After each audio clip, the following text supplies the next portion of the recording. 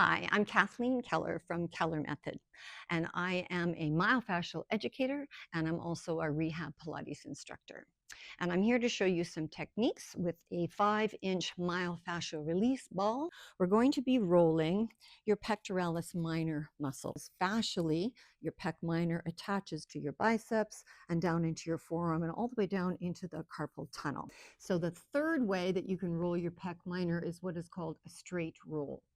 So when we do the cross fiber, we're going the opposite direction that the pec minor fibers run. When we do a straight roll, we're going vertically, the same direction that the fibers go. So we're actually creating length. Instead of busting stuff up, we're creating length of the tissues. So again, you start as low as humanly possible. We can only do this technique on the floor. We can't do it on the wall. And again, we've got that opposite hip and knee just on a bit of a 90-90 crook. That just helps you be able to maneuver a little bit easier. You're starting at the bottom and you're up on top of the ball. And then I would just support the head with your fist or with a pillow or something like that. You don't want to be straining your neck to do this. And then you're simply moving your arm.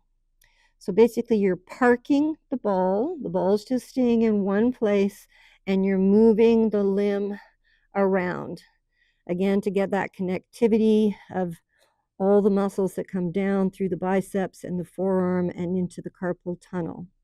So I'm not moving anywhere. I've just pinned the muscle and I'm moving my arm. And it's any kind of arm movement. You can wash the floor, even small things, just like pulling my wrist back or straightening or bending the elbow. You might feel that myofascial line of pull down the arm. And then you would get your lizard hands to move. You move down, the ball moves up, and you make sure that you're not behind the ball, that you're actually on top of the ball. Relax, support your head, and any kind of movement is going to give you all sorts of different myofascial pulls, even just pulling your fingers back, elevating the shoulder, bringing the shoulder down. Just exploring whatever feels good in your body, or simply just relaxing and just being there and feeling the body weight on the ball.